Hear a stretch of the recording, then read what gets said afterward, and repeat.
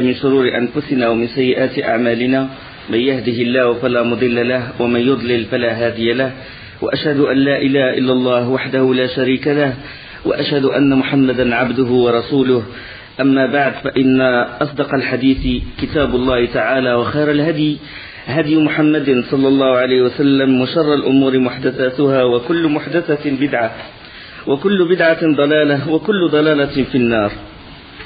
Quand Urwa ibn Mas'ud est allé voir Quraysh, il était dans le camp où se trouvait le prophète sallallahu alayhi wa sallam dans la plaine d'Ul-Hudaybiyah.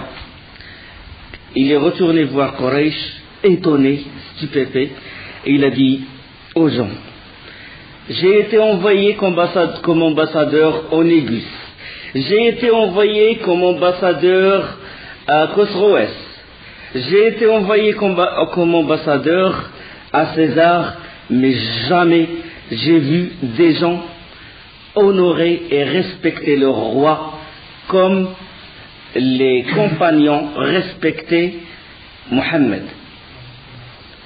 À peine il parle, il donne un ordre, ça y est, l'ordre est déjà accompli. Quand il parle, il se taise. Il ne le dévisage même pas. Quand il fait ses ablutions, il se précipite pour recueillir l'eau qui tombe de l'eau qu'il sert à ses ablutions.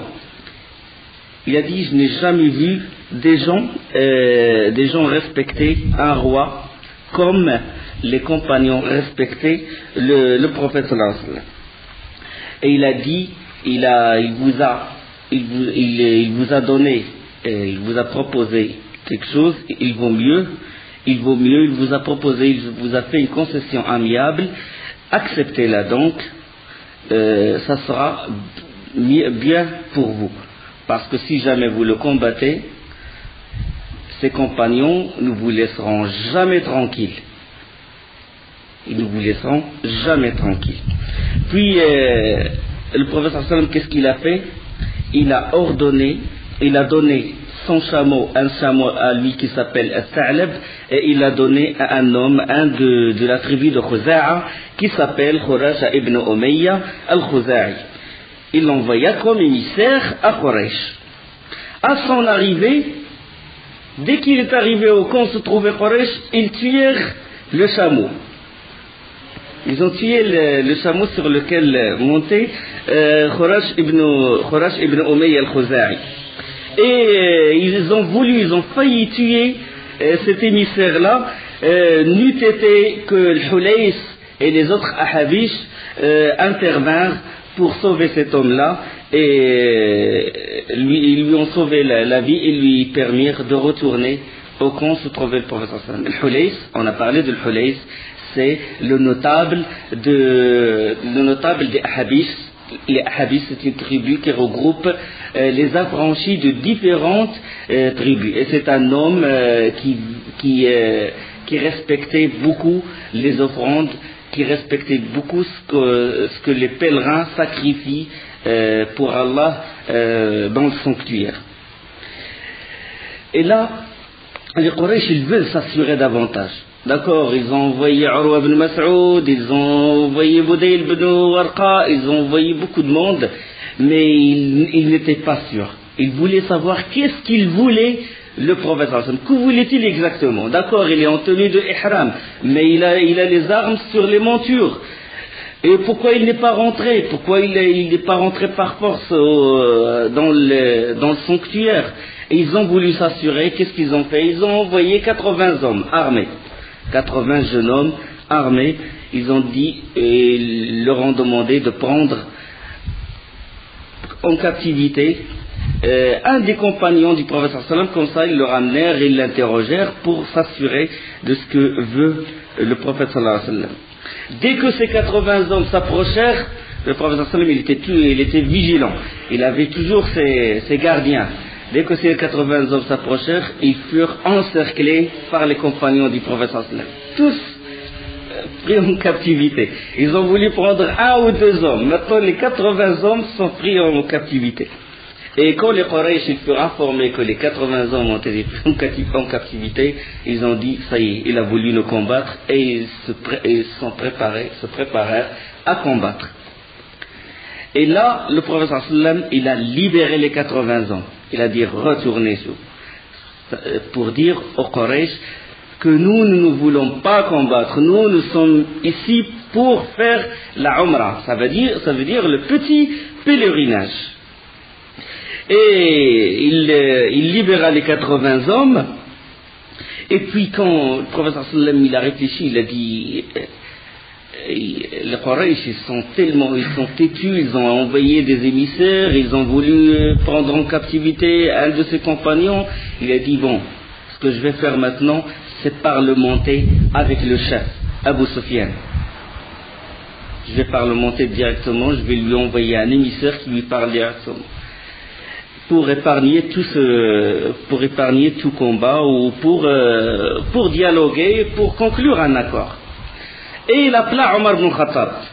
Il a dit, tu vas discuter avec Abu Sufyan. Omar ibn Khattab, il s'excusa. Il dit, envoyé d'Allah, tu connais jusqu'à quel point je haïs ces gens-là, jusqu'à quel point ils me haïssent, et il n'y a personne de mon clan, les Bani Adi, qui est capable de me défendre si jamais il y a quelque chose entre nous. Parce que je ne vais pas les supporter, il se peut que je vais tuer l'un de leurs, ils vont me tuer. Et puis il a dit au prophète sallam, je te propose d'envoyer quelqu'un qui a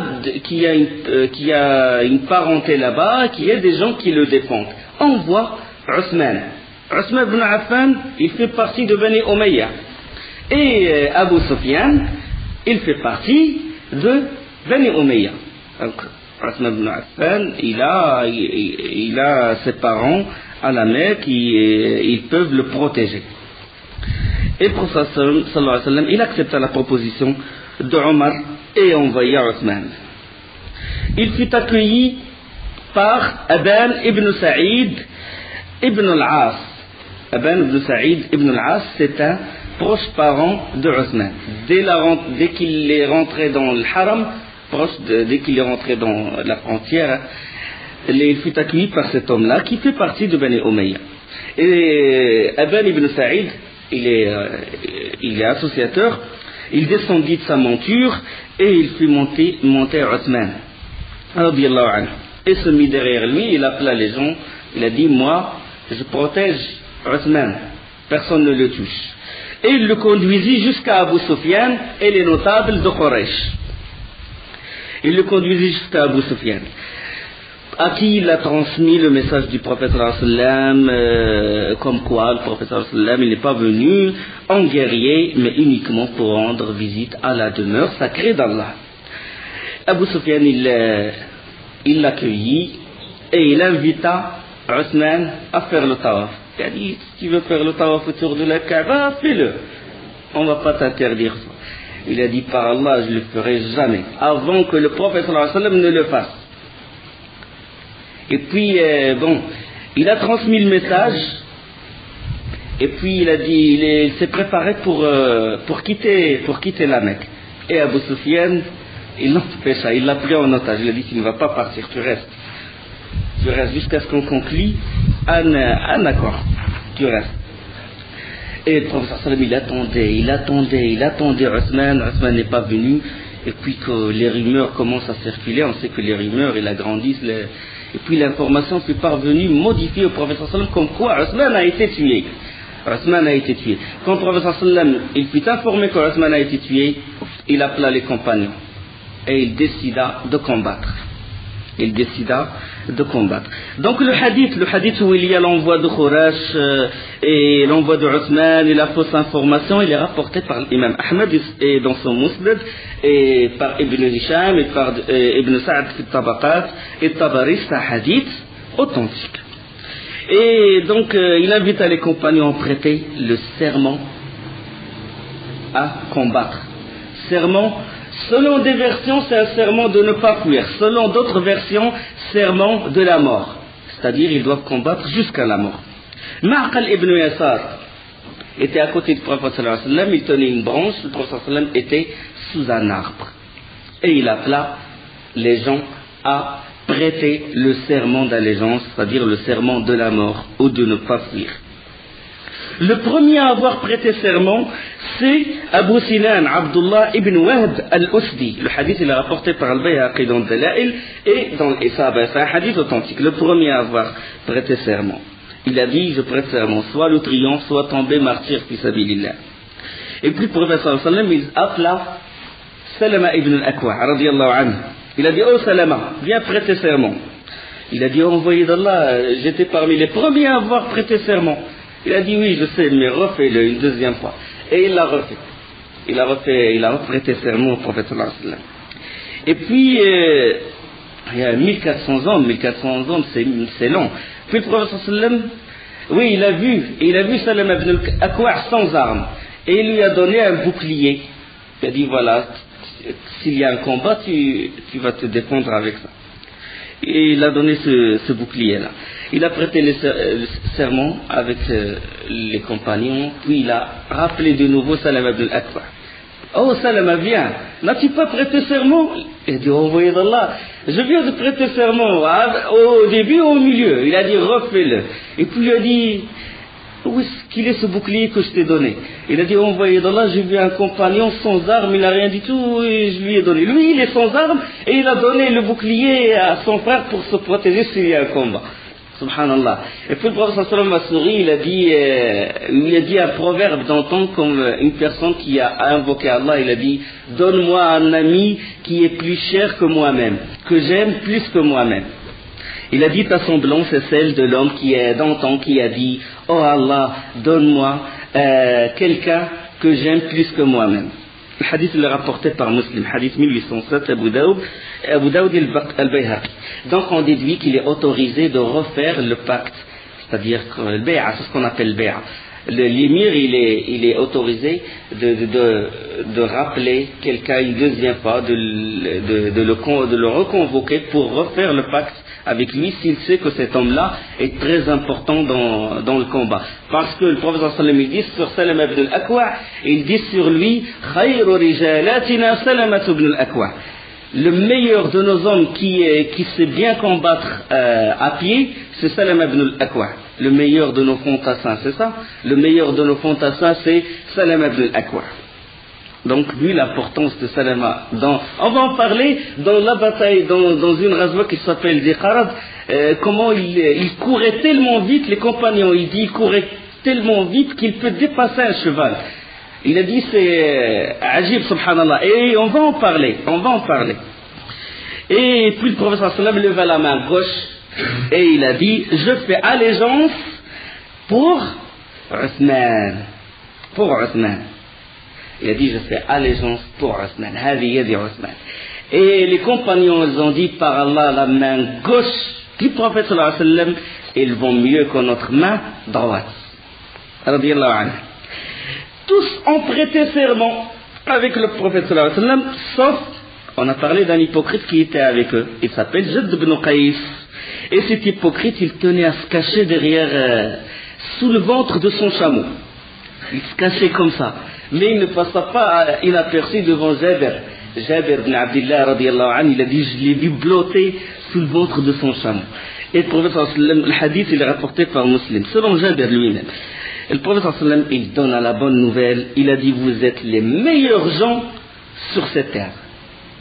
Les meilleurs sont ces gens-là, 1400 hommes jusqu'à 1500 hommes.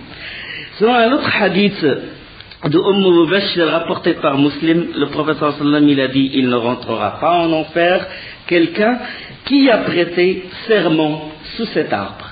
Il ne rentrera pas en enfer. Allah subhanahu wa ta'ala يقول dans Surat al-Fath, parce que Surat al-Fath elle parle du pacte de l'Hudaybiyah. Il a dit, Allah subhanahu wa ta'ala, إن الذين يبايعونك إنما يبايعون الله يد الله فوق أيديهم. Ceux qui te prêtent serment d'allégeance ne font que prêter serment à Allah. D'accord? Dans Surat al-Fath, verset 10. Et dans un autre verset, Allah subhanahu wa ta'ala يقول لقد رضي الله عن المؤمنين إذ يبايعونك تحت الشجرة فعلم ما في قلوبهم فأنزل السكينة عليهم وأثابهم فتحا مبينا. Allah a très certainement agréé les croyants quand ils t'ont prêté le serment d'allégeance sous l'arbre. Il a su ce qu'il y avait dans leur cœur et a fait descendre sur eux la quiétude et il les a récompensés par une victoire proche. Fath Mubin, Fath Mecca. Fathan Mubina. Et cet arbre, il s'appelle Shajarat al-Ridwan. L'arbre où a eu lieu le pacte d'allégeance. Il s'appelle Shajarat al-Ridwan. Et il est resté jusqu'à la khilafa de Omar ibn al-Khattab. Et puis Omar ibn al-Khattab, il fut informé que des gens, ils font la prière près de cet arbre. Il fut informé que des gens, ils font la prière près de cet arbre. Puis Omar ibn al-Khattab, il les a déconseillés. Et puis après, Omar ibn Khattab, il a coupé cet arbre pour couper la voie qui mène vers Shirk, vers l'association. Parce que quand des gens vont faire la prière, puis d'autres vont coller, je ne sais pas quoi, ils vont coller des lettres ou des vœux ou des choses, et ils vont associer avec Allah subhanahu wa ta'ala. Ils peuvent même chercher la bénédiction de cet arbre, ils vont s'essuyer les mains contre cet arbre. Omar ibn Khattab, il a coupé cet arbre. Ibn Hajar, c'est celui qui a fait l'explication de l'imam Bukhari. Il a dit, Ibn Sa'd l'a rapporté avec un bon isnad. C'est un hadith, parce que certains gens ils considèrent que c'est un hadith da'if, mais Ibn Hajar il a dit que c'est authentique, que Omar al-Khattab a coupé cet arbre. D'autres, parce qu'il nous est rapporté par l'imam Bukhari que Sa'id ibn Musayyib, son père, a dit, j'étais parmi ceux qui ont prêté serment d'allégeance avec le prophète sallam, mais on a oublié la position de cet arbre. Donc soit position oubliée ou coupée par Omar ibn Khattab, de toute façon, la voie qui mène vers l'association a été barrée. Donc, ayant eu connaissance de ce serment, les Quraysh, ils ont pris peur. Les compagnons sont prêts à combattre, Mohammed est prêt à nous combattre. Qu'est-ce qu'ils ont fait? Ils envoyèrent Suhayl ibn Amr. Suhayl ibn Amr. Ils lui ont dit, va voir Mohammed et conclut une trêve avec lui. Et dans cette trêve, au moins il reporte l'année du pèlerinage. Au lieu de faire l'Umrah cette année, qu'il la fasse l'année prochaine. C'est-à-dire qu'il ne rentre pas malgré nous. Ils veulent sauver la face, si vous voulez. Et le voyant s'approcher, le prophète sallallahu alayhi wa sallam a dit, Suhayl sahhalallahu lakum. Suhayl, ça veut dire facilité. Donc, Suhayl s'appelle Suhayl. Donc, le prophète sallallahu alayhi wa sallam, quand il a vu, il a dit, Suhayl, Allah va vous faciliter votre affaire. Pourquoi? Parce que Suhayl, c'est un homme, on ne l'envoie que pour négocier. Ministre des Affaires étrangères, si vous voulez, actuellement. Et ils se sont réunis, avec le prophète sallallahu alayhi wa sallam. Ils discutèrent longuement. Avec Suhayl, il y avait Mikraz, il y avait Huwaytab, il y avait d'autres notables. Et du côté du prophète sallallahu alayhi wa sallam, bien sûr, il y avait Abu Bakr, Omar, Ali, Mohammed ibn Maslama et d'autres. Et les pourparlers, ils aboutirent à l'accord. Ils se sont convenus de déposer le fardeau de la guerre pour 10 ans. Salih. Fardeau de la guerre. Pas de guerre durant 10 ans. Une trêve. Pendant ces 10 ans-là, les hommes, ils vivront en sécurité et ne feront entre eux aucune violence à condition que quiconque des Quraysh viendra à Mohammed le renverra à Quraysh. Bien que cet homme soit un musulman. Si par exemple un homme qui habite à la Mecque et qui se convertit à l'islam et il veut rejoindre le prophète sallam, conformément à cet accord, il le renvoie à Quraysh. Et quiconque qui fait partie des compagnons du prophète sallam, s'il rejoint les Quraysh, ils ne le renverront pas. Donc en apparence, l'accord est en faveur de Quraysh. Et quand les compagnons ils ont entendu ça, ils ont dit Subhanallah, comment un musulman qui vient chez nous, on doit le renvoyer. Donc c'était ça l'accord qui a été conclu entre le prophète sallallahu alayhi wa sallam et Suhayl ibn Amr. Et dans cet accord, ils ont dit que les sentiments de haine réciproque doivent être maîtrisés, pas de traîtrise, pas de rapine, point de filonie, etc. Pas de vol, Ils ont voulu que leur caravane soit en sécurité.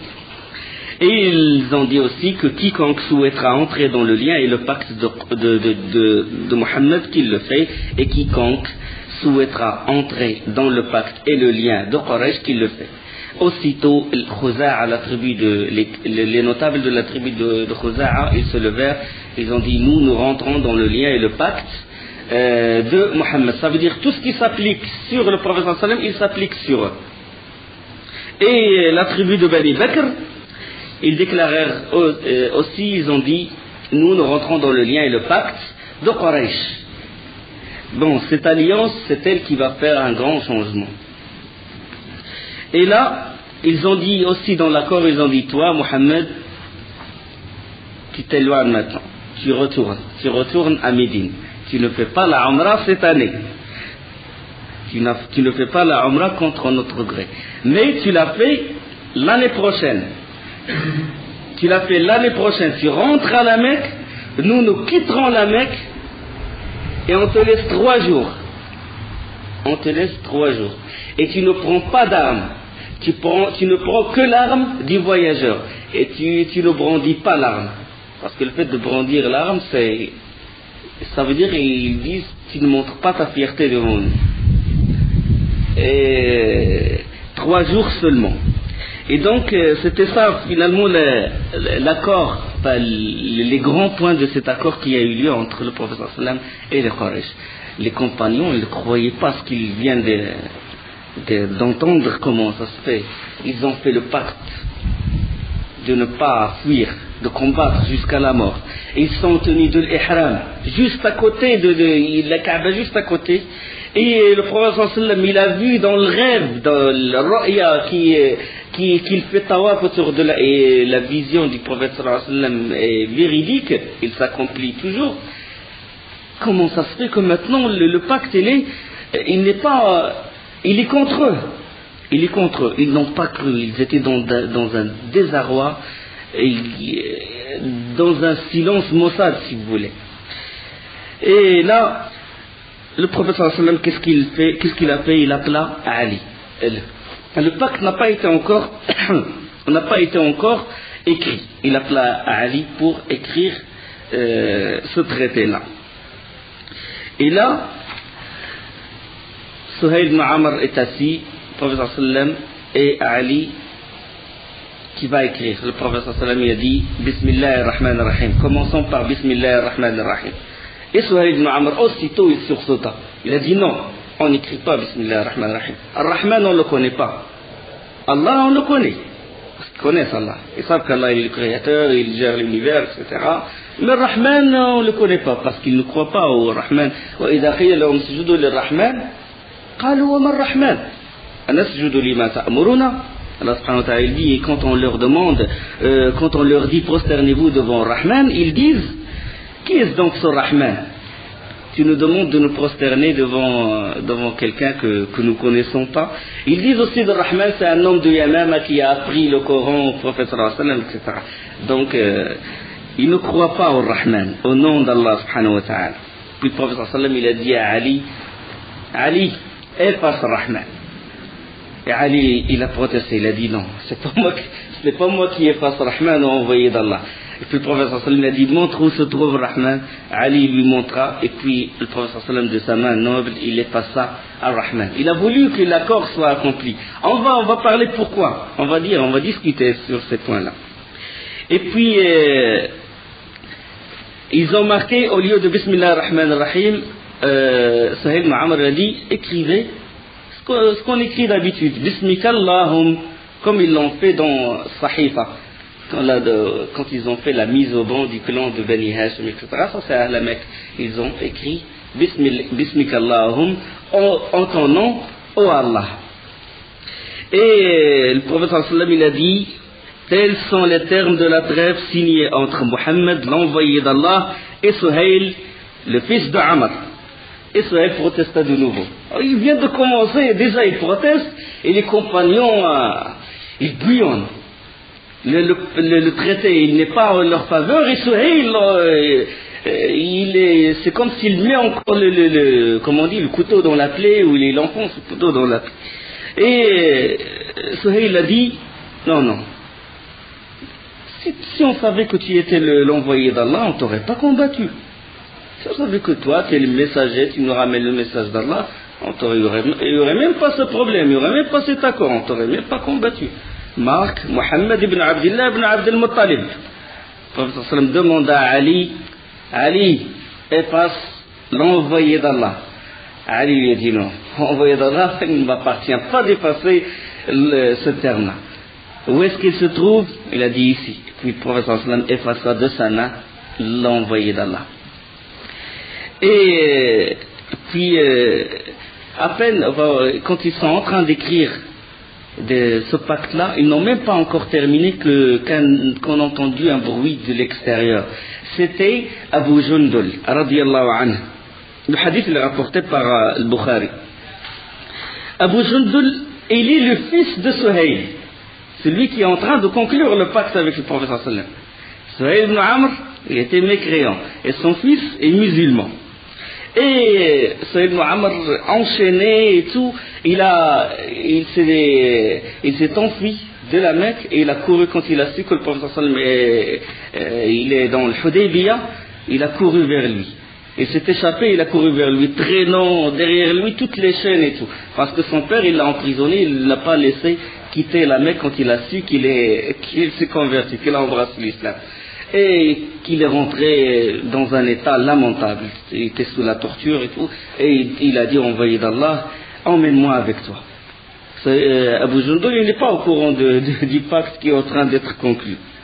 Et directement son père, Suhail ibn Amr, le père il a pris son fils, il a entouré la chaîne autour de son cou, il a dit, c'est mon fils. L'accord, on l'a déjà fait. Il a dit, celui-là est le premier sur qui doit s'appliquer cet accord. Le prophète sallam, il a dit, nous n'avons pas encore terminé d'écrire. Nous n'avons pas terminé d'écrire. Mais, et puis Suhail, il a dit, la parole ne vous suffit-elle pas? Le prophète sallam, il a dit, il nous suffit la parole. Parce que dans le fiqh, même si l'accord s'effectue comme ça par la parole, même si on ne l'écrit pas, l'accord, ça y est, il est conclu, c'est-à-dire il s'applique. Même avec la parole, il s'applique. Le prophète sallam a dit ça, il a dit nous n'avons pas terminé d'écrire, pas pour annuler l'accord ou quoi que ce soit, c'était juste pour que Suhail se montre un peu conciliant. Tu vois? Se montre un peu conciliant. Et puis le prophète sallam il a dit rends-le nous donc. On est en train de faire une trêve et tout, donc fais exception pour Abu Jundul. Et Suhail ibn Amr il a refusé. Et puis il y avait Mikraz qui était un associateur, il a dit il va le rendre. Mais il a dit il va le rendre, c'était pas pour le rendre au prophète sallam, mais juste que Mikraz a dit que c'est moi qui va le protéger. Il ne va pas être chez son père, il ne va pas être torturé par son père, c'est moi qui va le protéger, il va être chez moi. Et le prophète sallam il a accepté. Il a accepté, puis Abu Jundul il ne comprenait pas ce qui se passe. Il vient au prophète sallam pour que le prophète sallam le protège, et le prophète sallam le rend aux mécréants, il commence à s'écrier. Oh musulmans, envoyés d'Allah, vais-je être restitué aux idolâtres alors que je suis musulman? Ils vont m'éprouver dans ma religion, je risque d'apostasier ma religion. Et son père, il le traînait pour le rendre aux mécréants. Il a pris comme ça par la chaîne, et les compagnons sont en train de regarder sans pouvoir réagir, parce que le prophète sallam il a décidé ainsi.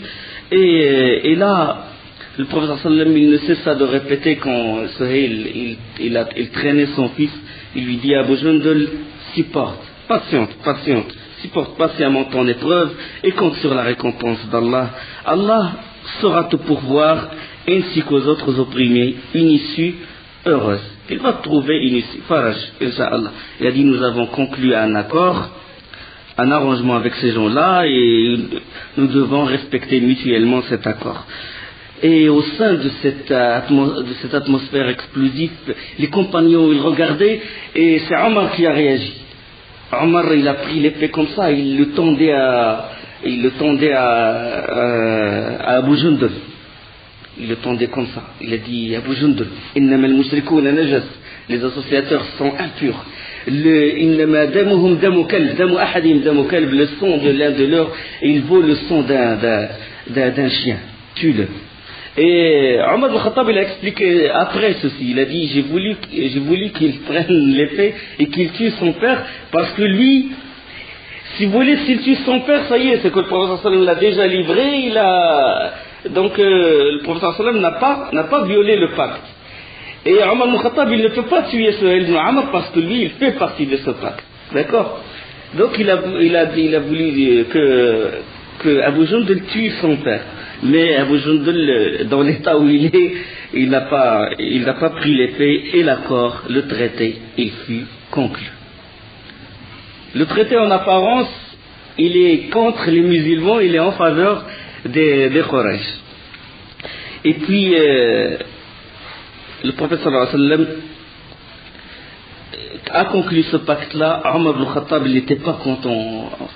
C'est quoi Omar ibn Khattab avec la fierté de l'islam, etc.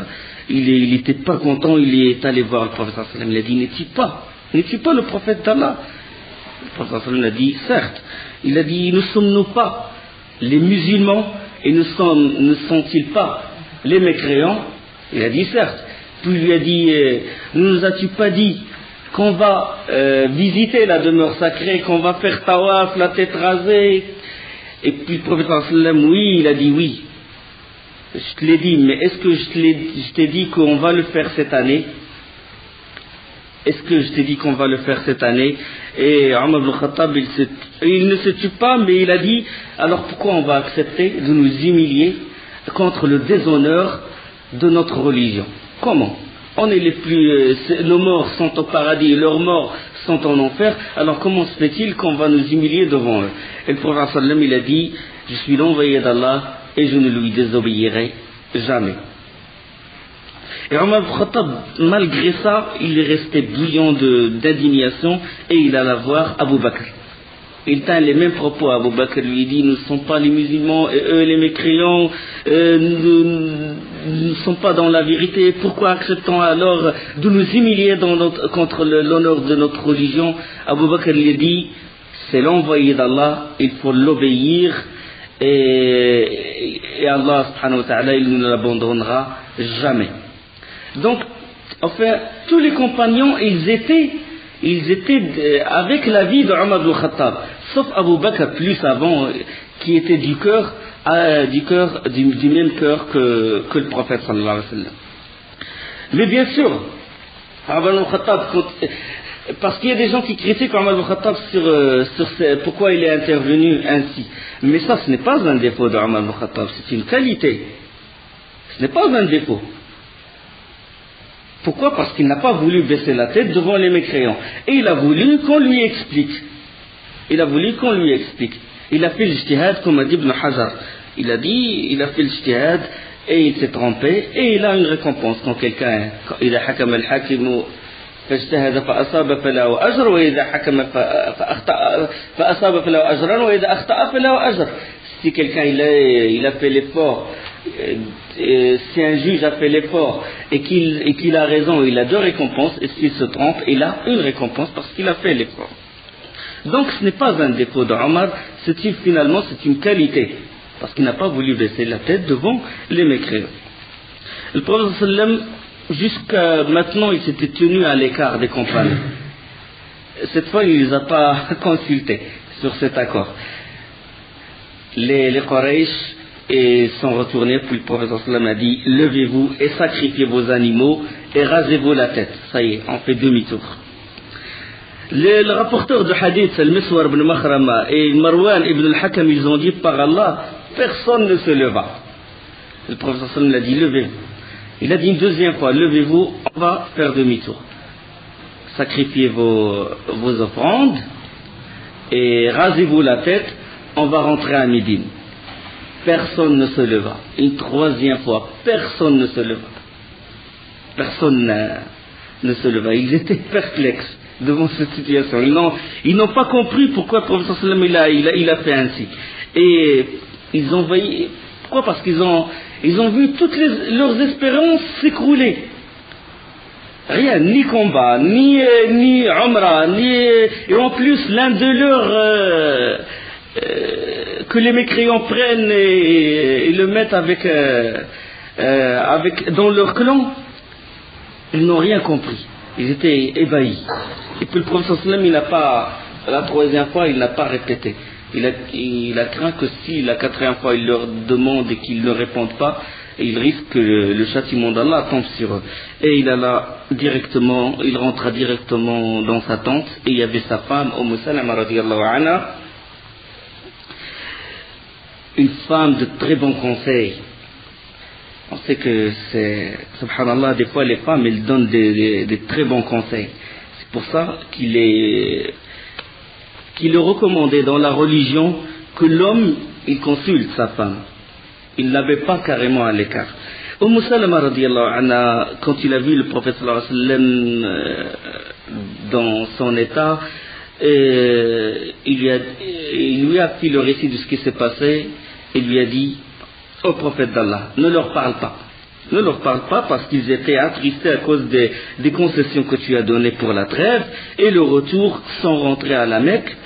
Sacrifie ton offrande, appelle ton coiffeur sans leur parler, ils vont te suivre. Ne parle à personne.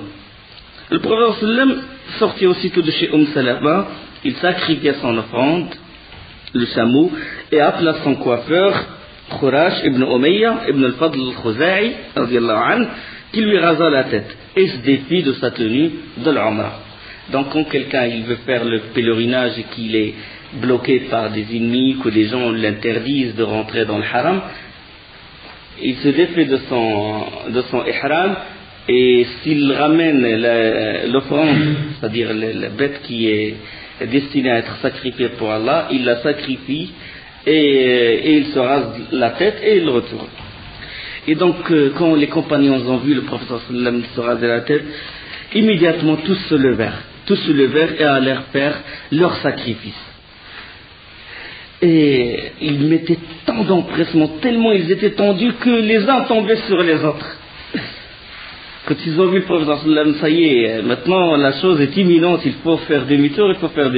Ils ont sacrifié leurs offrandes, et chacun, ils se sont rasés mutuellement la tête, et tellement ils mettaient tant d'empressement que les uns blessaient les autres, tellement ils étaient tendus et énervés, mais ils doivent obéir au prophète sallam, que les uns blessaient les autres. Et bon, on peut déduire de ça, la da'wa par le comportement est très important. Le prophète sallam, quand il leur demanda de sacrifier, de se raser la tête, personne n'a obéi, mais quand lui-même il l'a fait, ils l'ont tous suivi. Donc, quand on propage et quand on met en pratique la chose qu'on propage, elle a plus d'effet sur les gens. Et quand ils se sont rasés, le prophète sallam, il s'écria, il a dit qu'Allah bénisse ceux qui se sont rasés. Et les compagnons, ils ont répondu: et ceux qui ont juste écourté le cheveu envoyé d'Allah? Et le prophète sallam répéta une deuxième fois qu'Allah bénisse ceux qui se sont rasés. Et les compagnons, ils ont répondu, ils ont dit au envoyé d'Allah: et ceux qui s'étaient juste coupé les cheveux? Et le prophète sallam, troisième fois, il a dit qu'Allah bénisse ceux qui se sont rasés. Et ils ont répondu: et ceux qui ont juste écourté les cheveux? Et la quatrième fois, le prophète sallam a dit: et ceux qui s'étaient juste coupé les cheveux. On posa la question au prophète sallam, lui demanda: pourquoi tu as favorisé les gens qui se sont rasés la tête? Le prophète sallam il a dit: parce qu'ils n'ont pas douté. Ça veut dire quand ils ont vu le prophète sallam raser sa tête, ils l'ont rasé eux-mêmes. Donc après avoir quitté le Hudaybiyah, dans un endroit qui s'appelle Qura' al-Ghamim, donc c'est vers le nord, Qura' al-Ghamim, le prophète sallallahu alayhi wa sallam, il reçut la révélation de la sourate al-Fath. Inna fatahna laka fathan mubina. Al-Bukhari, dans hadith 4177, 4833, 5012, et ce hadith-là est rapporté également par Tirmidhi et par l'imam Ahmed. Il a dit, quand ils furent mis en route pour retourner à Médine, Omar ibn al-Khattab il fut pris de remords. comment il a réagi ainsi devant le prophète sallallahu alayhi wa sallam, devant Abu Bakr, et il est allé voir le prophète sallallahu alayhi wa sallam. Et puis il a voulu entamer la discussion avec le prophète sallallahu alayhi wa sallam, il lui posa une question, puis le prophète sallallahu alayhi wa sallam n'a pas répondu. Puis il posa une deuxième fois une question, le prophète sallallahu alayhi wa sallam n'a pas répondu. Une troisième fois, le prophète sallallahu alayhi wa sallam n'a pas répondu. Puis il s'est éloigné du prophète sallallahu alayhi wa sallam, il a dit qu'Allah te perde, Omar, tu as désobéi à l'envoyé d'Allah. Il a dit, j'ai craint qu'Allah nous révèle quelque chose sur l'envoyé d'Allah qui puisse me condamner. Et il fut pris de crainte, d'appréhension, il a eu peur. Il s'est éloigné, il a rejoint les autres compagnons, jusqu'à ce que l'héros du prophète sallallahu alayhi wa sallam appela Omar. Omar vient. Et quand Omar il a entendu son nom, il a dit, ça y est, Allah il a révélé à son envoyé quelque chose qui va me condamner. Il alla voir le prophète sallallahu alayhi wa sallam, et le prophète sallallahu alayhi wa sallam lui a dit, oh Omar, une sourate est descendue sur moi qui m'est plus chère que tout ce qui se trouve sous le soleil. Sourate Al-Fath. Inna fatahna laka fathan mubina. En vérité, nous t'avons accordé une victoire éclatante. Fath, ça veut dire ouverture, ça veut dire une victoire. Afin qu'Allah te pardonne tes péchés passés et futurs, qu'il parachève sur toi ses bienfaits et te guide sur une voie droite. إنا فتحنا لك فتحا مبينا ليغفر لك الله ما تقدم من ذنبك وما تأخر ويتم نعمته عليك ويهديك صراطا مستقيما.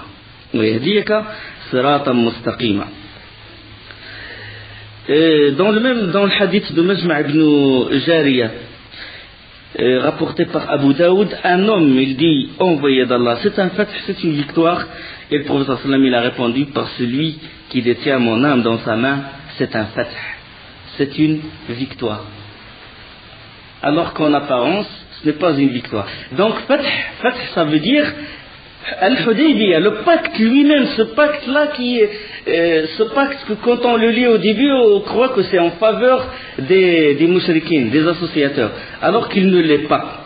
Alors que ce fath-là ne l'est pas. On va parler pourquoi, on va dire pourquoi. Donc fath dans ce verset-là veut dire Al-Hudaybiyah. Mais dans d'autres versets, par exemple, إِذَا جَاءَ نَصْرُ اللَّهِ وَالْفَتْحُ, lorsque vient le secours d'Allah et le fath qui est dans ce verset-là, c'est Fath Makkah. D'accord? Donc dans Surat Al-Fath, ça veut dire Al-Hudaybiyah.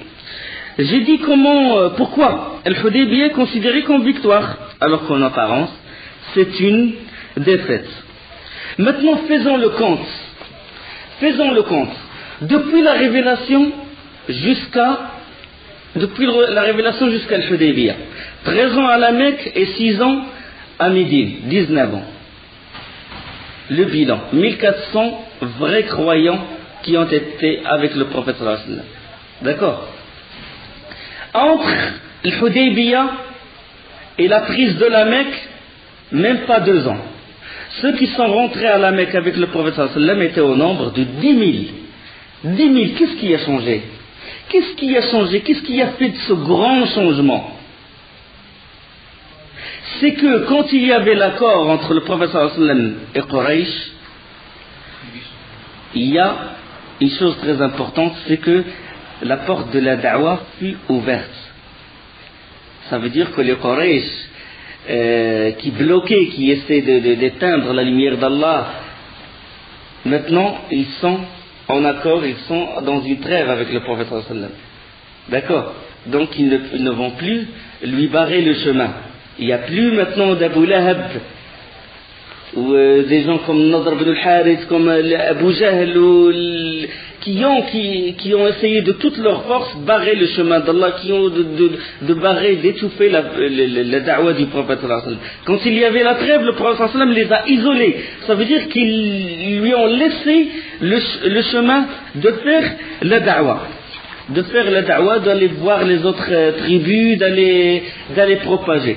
Donc, quand la porte de la da'wah fut ouverte, quand il n'y a pas des gens qui ressemblent à Abu Lahab, quand il n'y a pas des gens qui ressemblent à Abu Jahl, Et il y a toujours des gens qui ressemblent à Abu Lahab, il y a toujours des gens qui ressemblent à Nadr ibn al-Harith quand il essaie de rivaliser avec le prophète sallallahu alayhi wa sallam, il essaie de faire une pression médiatique où quand il racontait lui aussi des histoires en Quraysh, il leur dit quand il leur disait par quoi le prophète sallallahu alayhi wa sallam est meilleur orateur que moi. Là, quand l'islam il est présenté aux gens pur, simple, l'islam, pas n'importe quel islam, l'islam dont dit Allah subhanahu wa ta'ala, inna dina inda Allah l'islam, la religion acceptée par Allah c'est l'islam. L'islam, cet islam-là qui se trouve dans le Coran, pas l'islam qui est entaché par les innovations. Quand cet islam pur est présenté aux gens, les gens ils rentrent en islam. Les gens ils l'acceptent. Ils acceptent cet islam.